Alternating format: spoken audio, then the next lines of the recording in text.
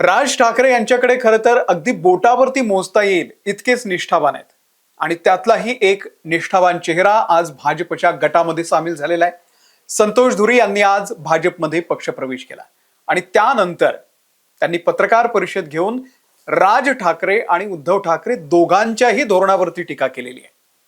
जेव्हा हे दोघे बंधू एकत्र आले, ठाकरे बंधू, तेव्हा वाटत होतं की मराठी मतं ही एक गठ्ठा राहतील, ती फुटणार नाहीत आणि त्याचा फायदा राज ठाकरे आणि उद्धव ठाकरे दोघांनाही होईल.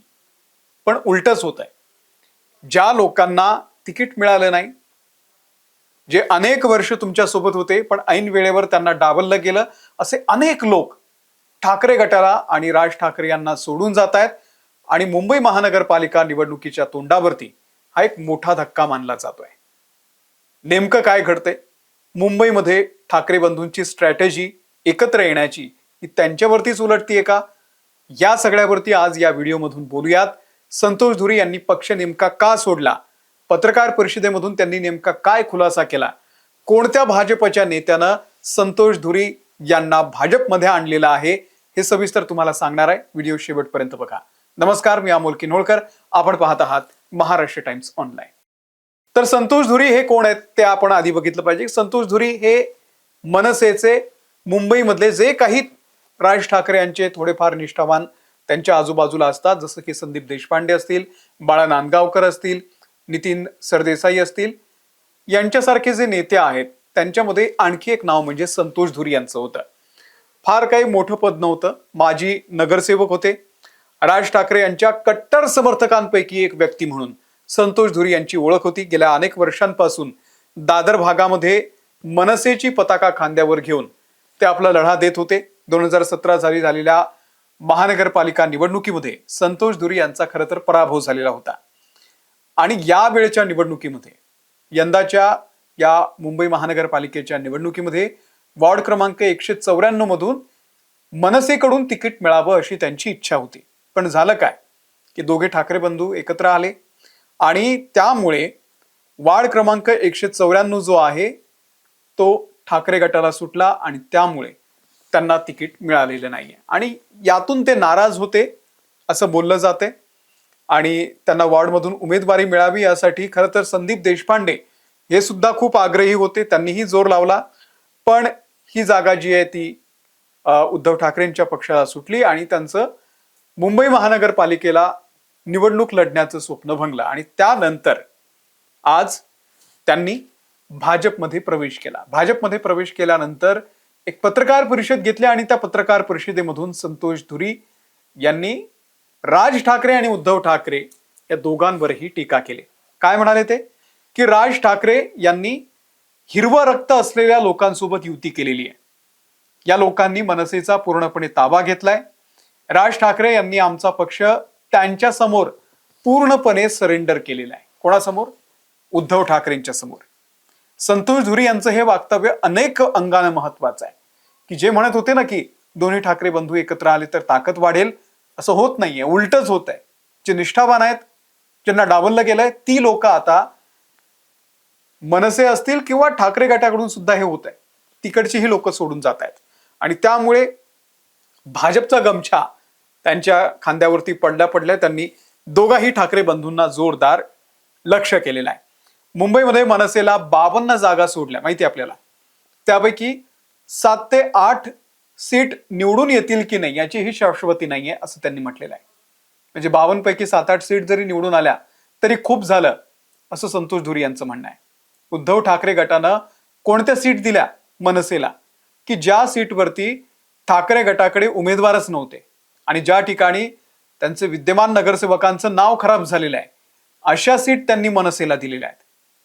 माहीम, दादर, वरळी, शिवळी, भांडूप हा जो मराठी बहुल भाग आहे, कोकणी माणूस इथे जास्त प्रमाणावर आहे, कोळी आहे, जो मूळ मराठी आहे, मूळ मुंबईकर आहे, त्यांचा जो भाग आहे त्या भागामध्ये मनसेला फक्त 1 जागा देण्यात आलेली आहे.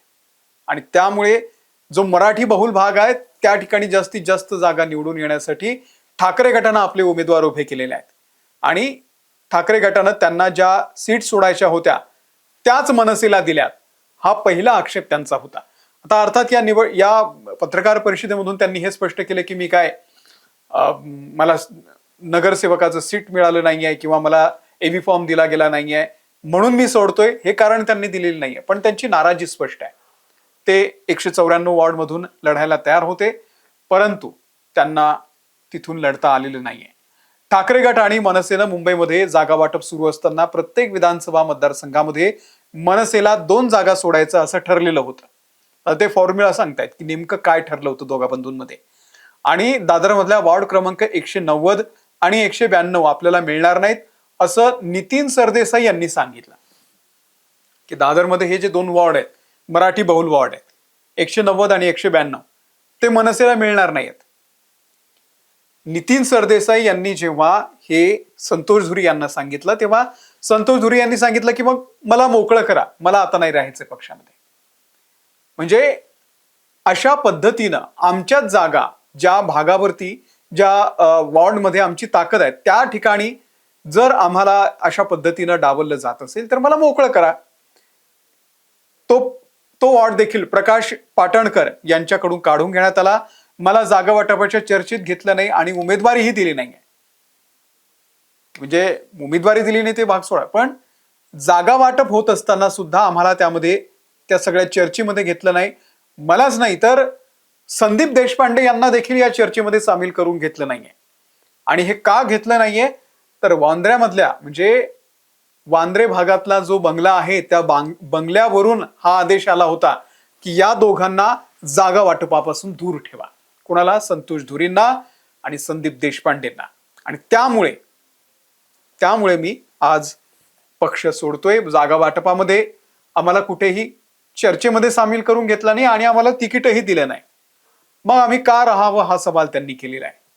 आणि अर्थात जेव्हापासून मनसे अस्तित्वात आली तेव्हापासून संतोष धुरी असतील, संदीप देशपांडे असतील, ही सगळी लोक मनसैनिक हे राज ठाकरे यांच्या सोबत आहेत. आणि अशा ऐन वेळी एवढ्या मोठ्या लोकांनाही डावललं जातं तर हे कुठेतरी त्यांना हर्ट करणार होतं आणि म्हणून त्यांनी आज भाजपमध्ये प्रवेश केलेला आहे. आपल्याला माहिती आहे मुंबई महानगरपालिकेची निवडणूक लागली. वॉर्ड क्रमांक 194 या ठिकाणावरून संतोष धुरी हे नाराज होते. त्यांची इच्छा होती की मला तिथून तिकीट मिळेल. सोमवारी संध्याकाळी काय झालं की भाजपचे नेते नितेश राणे यांनी मुख्यमंत्री देवेंद्र फडणवीस यांच्यासोबत संतोष धुरी यांची भेट घडवून आणली. आता बघा ही फिल्डिंग कशी लागली. संतोष धुरींना भाजपमध्ये आणण्यासाठी पुढाकार कोणी घेतला तर नितेश राणेंनी. त्यांनी देवेंद्र फडणवीसांसोबत या संदर्भातली भेट घडवून आणली. अनेक फोटो काढला आणि तो फोटो सोशल मीडियावरती टाकला आणि त्या फोटोची खूप चर्चा झाली की संतोष धुरी जाणार का. आज ते माध्यमांच्या समोर आले सकाळी आणि त्यांनी सांगितलं की हो मी जाणार आहे. कारण जे आहे ते मी पत्रकार परिषदेमध्ये सांगतो.